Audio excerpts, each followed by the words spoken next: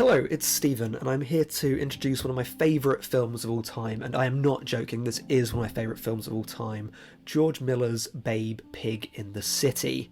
Now, who's seen the film Antichrist from no-Nazi Lars von Trier? Now, it's not a movie I like very much, but partway through there is a great moment where a fox looks to the camera and says, "Chaos reigns."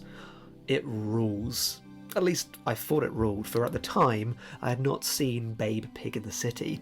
There is a point partway through the masterpiece that is Babe, Pig in the City where there is a brief shot of a choir of cats. They sing beautifully in harmony, but we hear them before we see them, and interestingly, we hear them from the perspective of some singing mice who serve as musical narrators to our journey, alongside an actual narrator.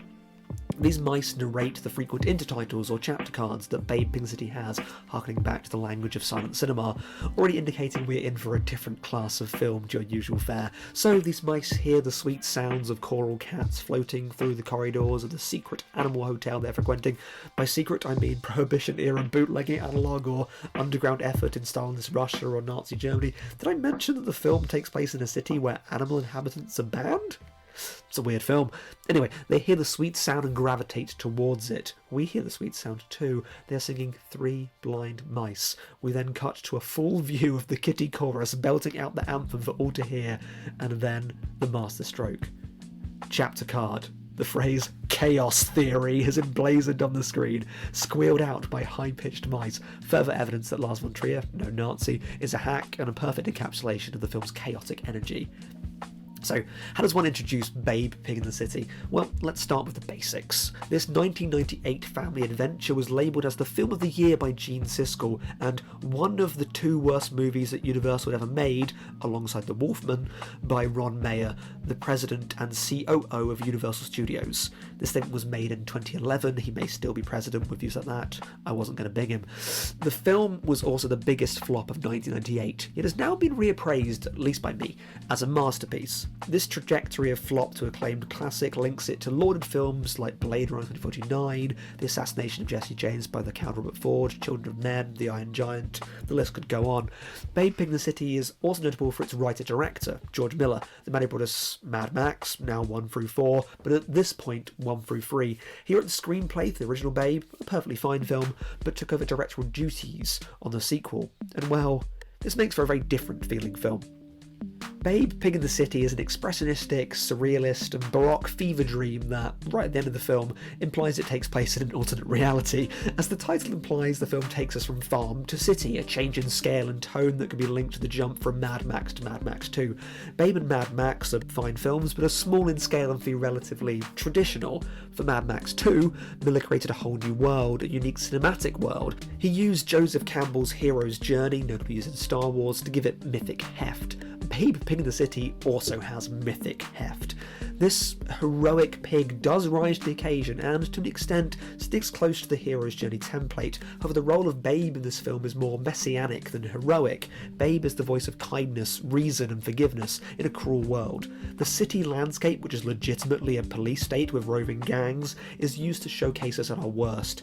Feuds down animal species lines, cats versus dogs, cats versus mice, mafia-coded chimpanzees against everybody, are used to symbolise deep divides in society. This symbolic weight is enforced by the city itself, which includes Christ the Redeemer, the Hollywood sign, Golden Gate Bridge, Moscow Cathedral, the Eiffel Tower, Sydney Opera House, the Chrysler Building, and more. At this point, it's worth noting the phenomenal production design. This hodgepodge metropolis looks outstanding. There is a German expressionist lineage that comes from Metropolis itself via Ken Russell's The Devils, obviously Derek Jarman doing the sets on that one, into Burton's original Batman, and ends up with Babe, Pig in the City. It's a lot of cinema building up to this point. This stunningly achieved city is a metaphor for human achievement and society, and it needs a good-hearted pig to fix it. Babe is the perfect metaphor for this. The first film, which is not required viewing, culminates with him learning that a pig can be a sheepdog. It's a great message for children. and for everybody. We are not limited to what society wants us to be. We are not prisoners of fate, I guess, to allude to James Cameron. There is no fate but what we make. Babe, Pig in the City takes the Alien to Aliens approach of sequel escalation, with the quality jump of Terminator to Terminator 2. Where Babe was a symbol for self-acceptance, in the sequel he is now a symbol for the healing of society as a whole. The film takes the pig that can be a dog and expands this out in many ways, with a brutal guard dog bred to kill that learns he can be kind. We have cats and dogs learning to coexist, and so on and so on. Babe, Pig in the City preaches for a more tolerant society, which we don't have to continue this seemingly determined oppression of our ancestors. This is a film in which peace is brought in a Christ-like manner by the birth of a child, here a chimpanzee, though it is twin chimpanzees, so it's like double Jesus. However, the real Christ-like figure is Babe himself. He turns the other cheek, preaches kindness, lives aspirationally, and, just like when Christ pushed over those tables, will take action where necessary. As Babe himself says, "I'm not any kind of pie. I'm just a pig on a mission." And you know what? You can tell this is from the Mad Max director. The genesis of Fury Road is actually the set pieces of this film. They are majestic and surreal, of an intimidating scale and a kinetic camera. They have to be seen to be believed. All of this, though, makes Babe, Pig in the City sound like a traditional work. A film works by executing well on known tropes, and this could not be further from the truth. First of all, the film starts by summarising its prequel in one line, with opening text that begins with the word "so." This film has sass. The title itself implies this. This is not Babe 2 Pig in the City, much like how Mad Max is a standalone. This is its own definitive work. It does not wipe out what came before, but is its own definitive statement. Let me end this introduction with examples of the audacity of Babe Pig in the City. 1. Where screenwriting teachers preach the need to get a character to save a cat towards the start. Symbolically, obviously. An act of heroism to lock the viewer's sympathies to the character. Babe, Pig in the City starts with our main character almost killing a sweet old man. 2.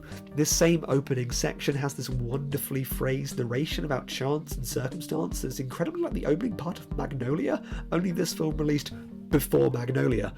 3. There is an ACAB sentiment to Babe Pig in the City. Babe is stuck in the harsh city because a drug-sniffing dog, unaware that it's part of the system, decides to bark madly. The dog only knows that when it barks, it gets rewarded. This loophole is a stern indictment of a system and its victims. Later, when a kind older lady asks if anyone has seen her pig, the cops get so uptight about the implication, they don't like the word pig, they pretty much start a riot. Which is prescient. Now, 4. Remember how in Le Vie en Rose, Cotillard was not allowed to sing the songs of Edith Piaf because they were too precious, or some nonsense, which really limited her performance? Well, in this film we have mice singing Le Vie en Rose, so that pushes it above the Edith Piaf movie for sure, and indicates a level of prestige to the whole operation. 5.